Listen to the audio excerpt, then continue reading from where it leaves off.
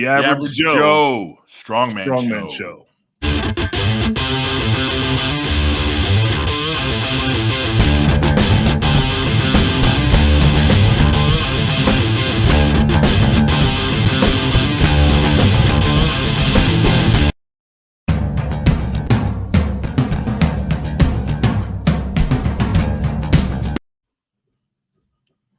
Hey, Episode 4. I'm Lee.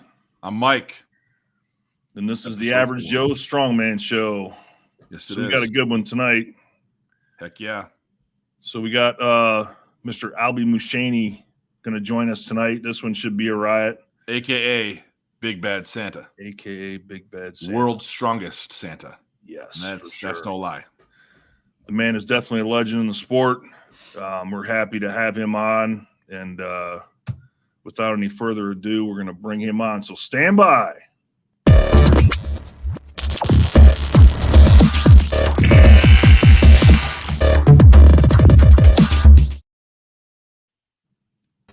There he is. Oh. Fluffing the beard. Hey, guys. How's that look? Am I good? Fantastic. Gorgeous. Thanks. Gorgeous. I actually got a lot of compliments this last weekend from this thing. On the beard? How could you not? Yeah. How could you not? It was crazy. Chick magnet. Hey, so not everybody's going to know this, so we want to start off with what was your background, Albie, before Strongman? What kind of sports? What was your athletic background? What were you doing before you found Strongman? I wrestled in high school just to stay in shape for football. I played football, and then was all about powerlifting in high school. Had teamed up, found the Kennedy's gym in Salem, and so I was blessed to learn how to powerlift from Doyle Kennedy himself. And then after school, and I found out I wasn't going to be playing college football, it just all turned into weights after that. And then, years later, I actually accomplished a few things. I won an 8-state regional powerlifting meet and set some records, and then won a strongman contest in '99. Beat my good buddy Mike Kromer in a tiebreaker. I don't think I've beaten him since. He's pretty solid.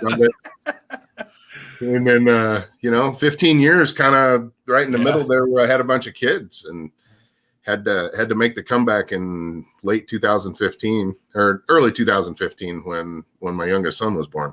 Okay. So that 15 years there, I gained about 100 pounds. I was about 415 in 2014. Were you really? Wow. Yeah. I've lost 100 pounds. You look good. I mean, thank you. Oh yeah.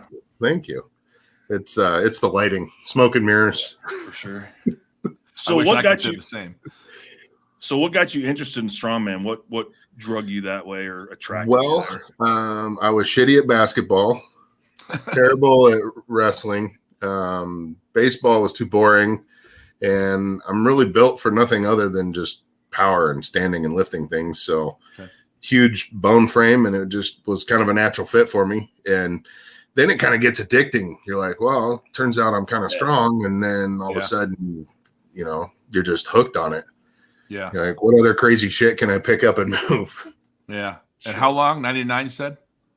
99 was when I won my first strongman contest. And then I didn't compete again until 2015. With my first comeback contest. Wait, really? You went from 1999 to 2015? Yeah. That long? Yeah. I had a couple of shit jobs that were way out of town. And so I just didn't have a lot of time for gym and making a bunch of kids. Right. With a bunch of different women. So was 1999 your first and only show? That was the first one that you won? No. I did another one not too long later called the Budweiser Strength Games that Gus Rethwich put on in Bend, and I actually withdrew because of an injury. We were deadlifting his pickup, and he didn't. It was a pretty rinky-dink setup, and when I set it down, the bumper smashed my feet. Oof. And well, yeah, you could stand up completely at lockout and not even take the tires off. So we backed it up to a curb. So you're doing a deficit deadlift, literally picking the bar up off of your feet, and you stand up with it.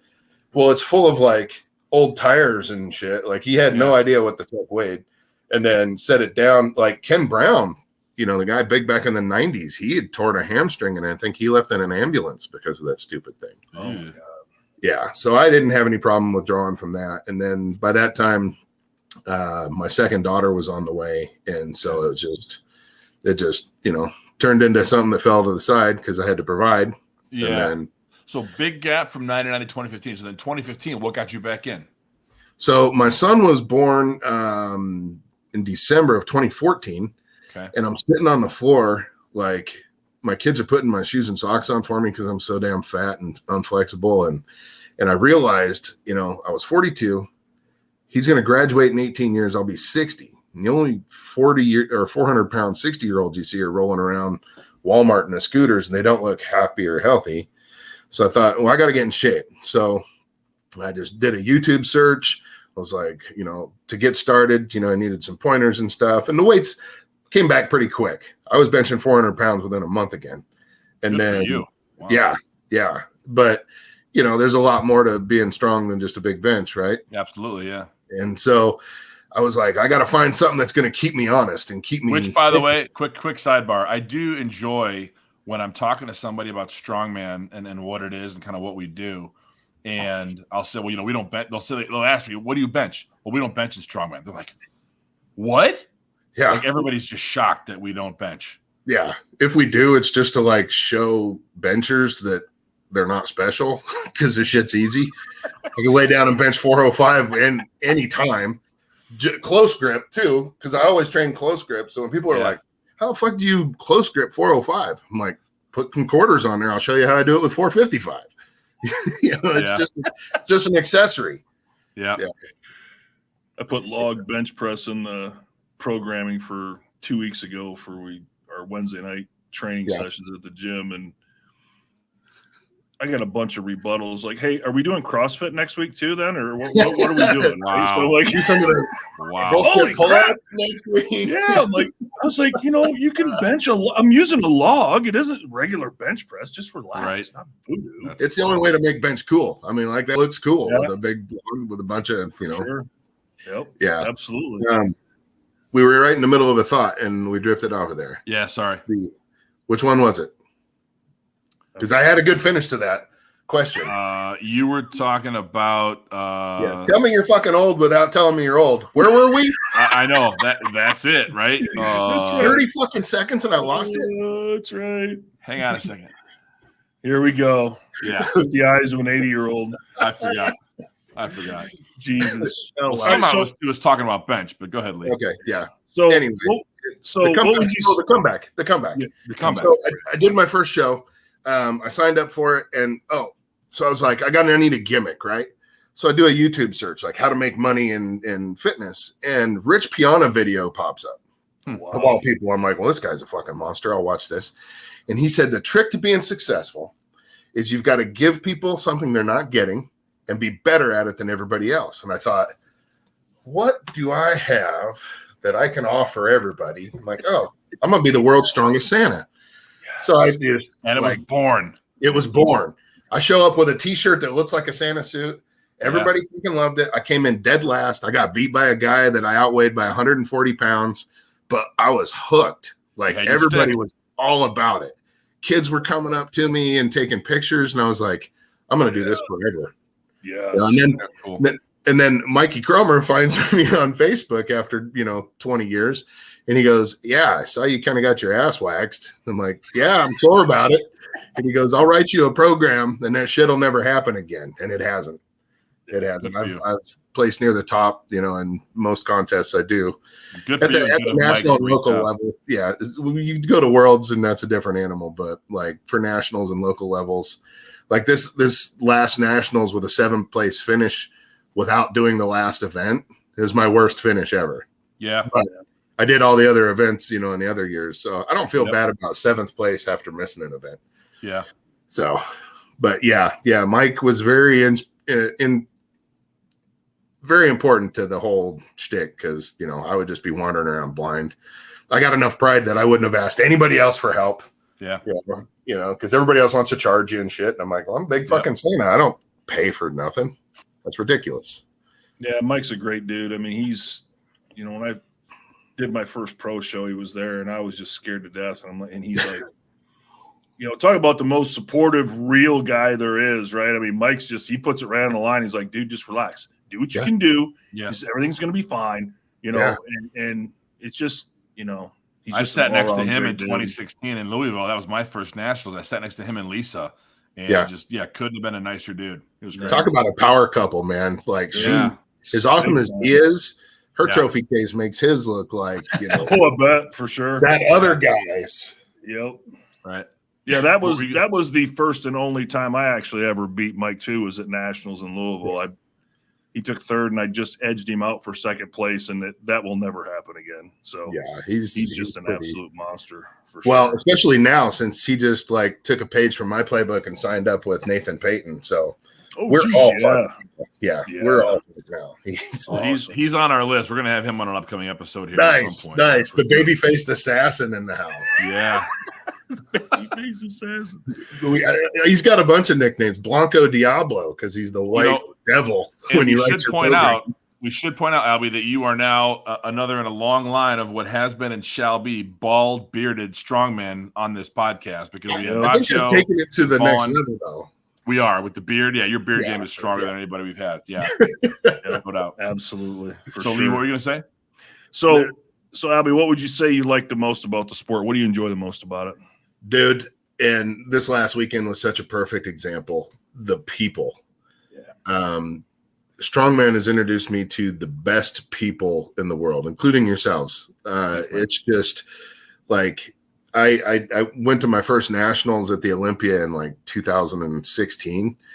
And I would say that some of those guys that I competed with that I had never met, barely talked to, have now turned into my best friends. I crossed the country to train with them, and it's just the people you meet. I think the kind of people that are drawn to this sport are just genuinely good dudes, and ladies too.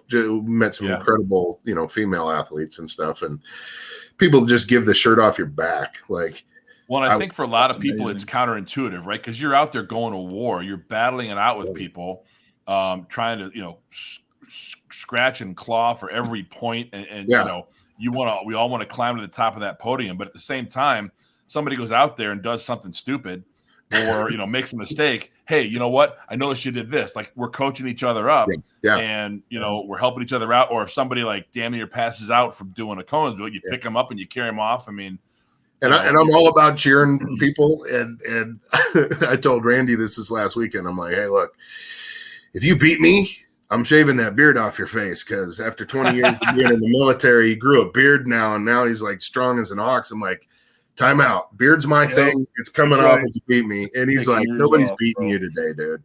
That's awesome. It's just good people. Yeah, for sure. And that seems to be a common theme. I mean, I hear that the same thing all the time. I mean, mine was the same way. My first contest, I did Davey McCann's Beast of the Bluegrass.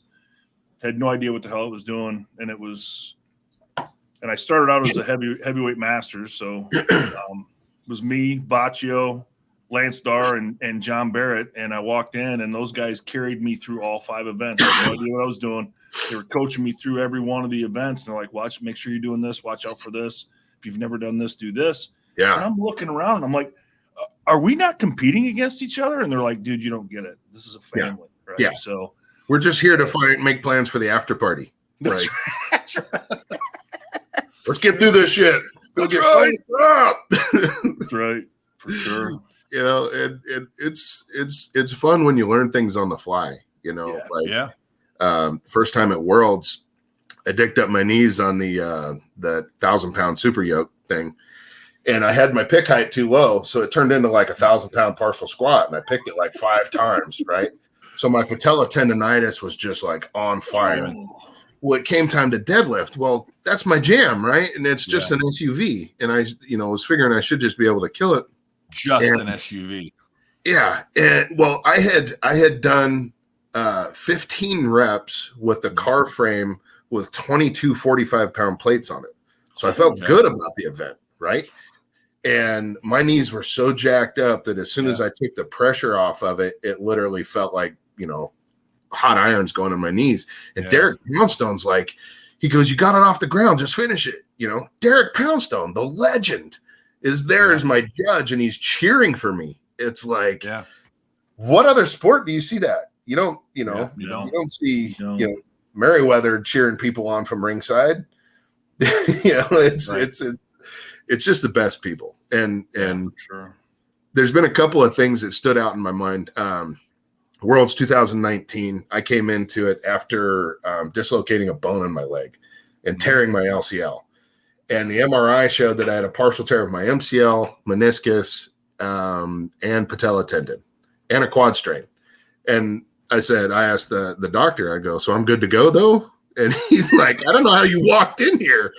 And I go, well, yeah, but I did. While I was waiting for the MRI, I deadlifted 711 for a double headed into the Worlds. And I was like, well, I just did that. And he goes, well, I don't know how. And so if you think you're good to go, fuck it. And, and that's his words. You never hear a doctor say that. Right. You're a good dude, doc. And I went down there, I taped up the one knee. I didn't tape up the other. I screw it up in the Viking press. So I'm like, okay, next defense of Farmers. That's my jam. And everything was going good. I was in the head of my group. I made the turn. I came around the corner, and the handles weren't straightening out. And I just, how like when you hit the funny bone or right under your kneecap, it's like the eject button hit my knee. Down I went. All the weights fell off of the Farmer's handle. It took forever to get it all up there because I fell ass over tea kettle. I put it all together. I go to stand up with it. Time expires. I was so fucking mad. Like, I walked off of that thing, and I was like, everybody just kind of spread apart. Nobody tried to talk to me, thankfully. I went over in the corner, and I leaned on this table, and I was seriously thinking about just, like, destroying the table. I was so mad. And a woman I've never met came down out of the stands, and she said, we are so sorry. Everybody in my section was just, like, emotional for you. We saw that in your heart.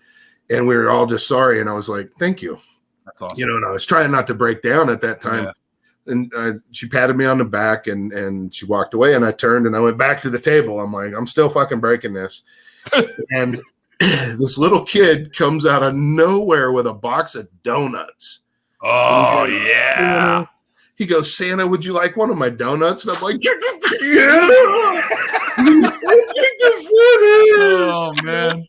That's great. This little guy's name is Ollie, and hopefully his moms are going to watch this. They live over in the UK, but it was just the most magical moment. That's and I'm great. Like, okay, what that told me is I can't act up and just be a piece of shit and break stuff because kids are watching, right? Yeah. And it's like, okay, I composed myself, came back for day 2, did pretty good for myself, but I was like, you're at that crossroad. It's like, do I throw a temper tantrum and be a bitch about it? Or and a lot of guys do, a lot of guys do. So good on you for not. And hey, Ollie, if you're watching, you're a good dude. Yeah. Good on you. I tell this story every time I go to a big contest when someone's like, oh, what's the worst thing that ever happened? I go, well, it just happens to be the best thing that ever happened too. Yeah. So awesome. We got to take a quick break. We're going to do an intermission and talk about show people what some of the upcoming comps are. So stand by, folks. We'll be back. All right, we'll be back. 2 minutes. Stand by.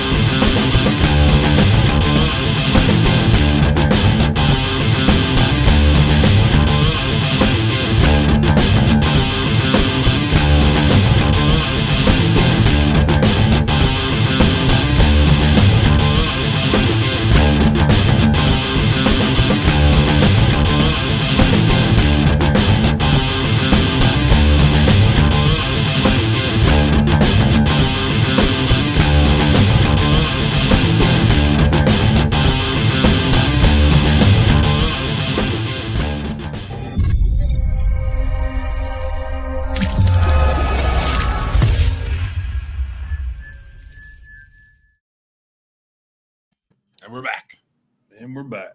I want to touch on something quick before the break, Albie. You talked about learning stuff on the fly. How you love learning stuff on the fly. That's one of the things. Like whenever I've gone into a competition, or when I tell anybody I'm working with, my athletes, like, hey, when you go in, learn something. Come away out of that competition being better. Learn something. Pick up something. Pay attention to whoever's kicking your ass. Well, that's you. Yeah. What are they doing? Yeah. Yeah. Yep. Hey, talk a little bit about you said that you were working with Kromer as your coach. Talk about your training. You following a program with him, right? So I don't even know how his brain works. Like, I'll send him a message. I'm like, we're squatting today, and he'll send something, and I'll just, like, if we do 6s one week, I'll assume I'm going to be doing like 4s the next, and then he's got 10s. And I'm like, okay, Dick, nobody wants to do 10. That's cardio. Yeah. Right. Yeah. I haven't got time for that. Like, the gym closes at 11 and I only got here at 7. I ain't got time to do sets of 10. You put 20 minutes in between each one, but it's brilliant. Like, one of the things I took away training for the overhead for nationals, like, one day it would be log, one day it would be the axle out of the rack, not cleaning it. Yeah. And then one day it would be both full cleans, and then we'd rotate back and forth. So I wasn't getting overtrained on any one. Yeah, They both seemed to peak at the same time, because I did pretty well in that event. Yeah. And so, shocker. Weird. Yeah. Training with Kromer, and you can overhead. Yeah, no kidding, for sure. But yeah, he's got it seems unorthodox, but man, the guy's got 22 years in the game, and he knows his shit. Well, I have to know, you said that deadlift is your jam, then you said farmer's your jam, but you're a monster presser. So what is your jam, Albie? It's all your jam. Let's be honest. I mean, well, this week, the farmers kind of like showed me that I could be an athlete. If I could keep my biceps together. Yeah. I really had high hopes for that keg and sandbag, because I had trained the sandbag, because that was a weak point. And I'd never had an issue with the keg, and I just got a little too aggressive on the starting line there, and it cost me. But it was like, I think if I had to pick an event that I would never choose to do again, it would be stones. I hate the devil's testicles, man. Those things are awful. They can fuck right off. Well, last episode we were talking about the big balls, so that's good. And I think that was her favorite event. Second to deadlift, right? Yeah. True. Yeah, second. Yeah, for sure. Yeah. But I don't mind the yoke. I've gotten to where I can be fair at that. That's why I was kind of encouraged about Worlds this year, because they got a yoke inside of a car. It's not the straps. So I was like, I'm gonna kill that. Good idea. Yeah, that's a good idea. So let's fingers crossed we stay healthy till then. Yeah. Sure. But I gotta go ahead. Well, I was going to say we're going to get emotional here because of the way nationals played out, and when you talk about why I do it and the people, there was so much outreach after seeing how my day ended, and then I posted that heartfelt video that was like 16 minutes long. Yeah, I think it got like 168 comments, like people just saying. Dude, it got to me, man. It choked me up. That was real. That was real shit. Same. Yeah. And it was tough to do, but it was like I wanted people to understand how important that was and how close I was to, making things happen. And and then I was reminded, I was like, fate wipes its ass with your plans and preparations. And I definitely got a taste of that last weekend. But, there's no I'll be back at it. We're just – as long as I can pick up a sandbag next month and qualify for Worlds, I'll be in good shape. I'll be all right. Yeah, I mean, things like that, when they happen, it can break you or it can make you, right? Well, dude, when I walked off to the side, and Sarah, I don't remember her last name, but she's Wonder Woman on Instagram. Reasoner, Just an amazing gal. The first time actually meeting her. And then my buddy John Wayne, they both just went to work on my arm, and I hooked my finger in her pocket. I'm like, I can't hold my arm up. Can I hook my finger? And she's like, yeah. And she just let a total stranger put a hand in her pocket, as she's working on it. And then as soon as they were done, and I realized that, my weekend was over, I kind of lost it. And the people, I don't know how many hands were on my back, but it felt like the whole place just had a hand on my back. And it was just feeling the love that day was just, I'll never quit this just because of that. Like, I think it reaches people a little bit more. And, I'm happy to be human. I'm tired of crying. Fuck, I've cried so much the last few weeks. It's just been crazy, But, what can you do? You don't quit. Your big sweaty ass. I remember that. That's right. You did. That's the biggest hug I got that weekend. You're a big fucker. Yep. Well, speaking of which, and before I get to my next question, I got a question for you, Albie. What in the fuck is this? Hey, when you get the opportunity to mount a big fella like that, you don't pass it. Hey, opportunities like that only come around. And it was good. He's got a girl over his head for a picture, and I'm like, I got next.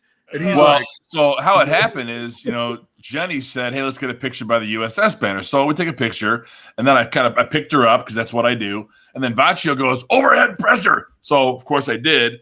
And Albie's like, overhead press me. I'm like, hell no. Hell no. You can't press 320, pussy. No. I said I'll give you a piggyback ride. He's like, okay. There we go. And he goes, jump. And I'm like, first of all, I can't jump. You're going to have to get down a little further. Listen, our wives weren't there. Things happen. It was when in Rome. That's right. That's right. For sure. Jesus. You got a legit question, Lee? Yeah, I got a legit question. So do you train alone, or you got a monster training partner that trains with you? Dude, I would love to have a group of people to train with. And I'm actually going to start trying to coordinate a Strongman Sunday at my house, because Saturdays for the wife and kids. She works Sundays, so then I'd open up the front. And we did one the week before Nationals and had a pretty good turnout. I would love to just share all my shit and my knowledge and everything and get people into it. But the gym that I train at is more of a Globo gym. It's a great gym, a lot of great new equipment and stuff. But, as far as the strongman stuff, I do it at home, and I do it mostly alone. And every time I'm loading this shit up by myself, I'm reminded of what Big Z said in Born Strong. I train alone because it's harder. Well, I would love to not have to load my own fucking bar. That's because it ends up being a lot, It's a lot of work. Like my wagon wheels, my favorite piece of equipment is one I don't get to use a lot. I have these 230-pound, 1-inch plate steel wagon wheels and an 84-pound axle bar. I'm 540 just with the plates and bar. Wow. And it's like, someone come play with me. No one wants to. You know what's funny? I'm not lying. That was the next question I was going to ask you is, do you have a favorite piece of equipment? So thank you for the portentous, I got a buddy of mine named Carl Treichler who works on he welds dams. Like he's repairs, he's an engineer, and he does all this massive stuff. And I'm like, I had bent my Titan axle. It wasn't ready for it. Right. Shocker. It wasn't ready for the big show. So I said, can you fix it? It's so big. Yeah. So I took it up to him, and he goes, yeah, I can fix that. And he calls me like 4 days later. He goes, come get your bar. And I go up there. He didn't fix it. He just made me a whole new one. 84 pounds of this bar. And I was like, this is tits. Solid steel. It is so awesome. Yeah. It is just brutal. Yeah. Like, warming up with just the bar, But I love in Chicago. We always say, I got a guy. And I think in strongman, you got to have those guys, right? Whether it's a carpenter to build you a stone platform, or a welder, a machinist, or somebody can do the metal, the steel stuff. Absolutely. So, good guys to know. He's a good guy to have around. He built me my farmer's handles, the wagon wheels, and the bar so far. And he's actually kind of working on a Hercules hold for possibility of an upcoming show. Yes. That I might have put together, where we're going to do some Christmas related strongman shit. And I think it's going to be golden. We're kind of in the beginning stages, pitching it to some networks and stuff. And so if that happens, it's going to be gold. Well, you were on last year, right? HGTV, wasn't it? Yeah, and I think I get 3 more episodes. We might start filming in July and get 3 more episodes there. Christmas in July. That's right. And you roped Kromer into doing that too. I saw his ass on that show too. They go, do you have any big friends that want to, that would be in this? And I'm like, well, all my friends. Dude, Oh my God, to see him in that elf costume, I was like, you got to be shitting me. Well, and they actually brought that up. Mike's like, he goes, should we find elf costumes? And I was like, let me ask. And then they said, we'll get them. They're like, how big are they? I'm like, well, one's 6. The other one's just 4, this wide. 4, 5 XL. And they fit ridiculous, but it was hysterical. Oh. It was absolutely golden. So, yeah. Are those clips on YouTube or online somewhere to watch? You can actually still watch it on demand on Dish Network. You watch the whole show. Okay. Yeah. All right. Cool. I got to check that out. It was so much fun. Oh, and they cut out it could have been 3 hours long with all the shit we filmed, and they cut out a lot of the good comedy just for time constraints, but it was a great experience. I hope that turns into a full-time thing for me, because that's cool. That's the best work you can do. Get paid to fuck off. For sure. See Kromer and that freaking elf Scott dude, that absolutely made my day. Now I gotta watch. He was a good sport about it. He was. I did do it. We're trying to keep these episodes to 30 minutes or less, and we're just over. But let's do one more question, Lee. Okay. Like the next one's yours, and then we'll cut out. But what's the last question you got for him? Okay, so do you have like a go-to song that gets you fired up for a big lift? I mean, for me, music's a big thing for me when I train. So it's frustrating. It used to be a lot of different Kid Rock songs, but you can't post that because whatever, they cut out your music. But I have a lot of weird taste in music, like a blues guy named Sean James, or any kind of Metallica from and I get jacked up to like old school Waylon Jennings or Chris Stapleton, Jamie Johnson, but then every once in a while I'll need to hear some Buddy Guy, some blues and stuff. So really anything that's just touching my soul, then that's what I'm gonna play. But see, I'm surprised. I figured you for more of a new age Anya, John Tashiani kind of guy. So I do. No, I have a Lorena McKennitt playlist, and because who doesn't like listening to some sweet Irish gal sing? Yep. Well, sure.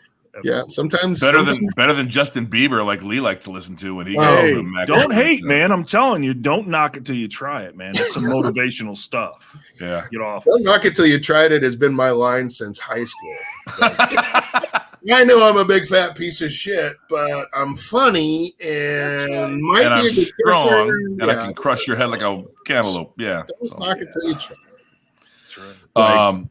Well, we could talk for another probably hour or two. I'm sorry, because I'm having a good time. No, dude, all this means we got to have you come back on. So appreciate your time. Thank you for joining us. This has been awesome. I mean, I knew it would be. Thank you. But yeah, we'll definitely get you back on here in the future. I got to do a couple of shout outs though. So shout out to Mike for winning his belt. Shout out to Randy Cole for winning the Shannon Willits trophy. Yeah. Big deal. There was this sweet gal that came up from Marshall Zinn's gym down in Arizona named Brittany Areola, I think. She won a belt in her first nationals. Just a great show, and it was just awesome that everybody in my little group, did really well. So I just shout out my homies there, and it's just I can't wait to go to the next one and try to get some redemption. Well, hey, heal up, heal fast, and we'll look forward to big things from you later on this year, bud. Thank you. It was awesome. Good to see you, brother. Talk to you soon. Okay.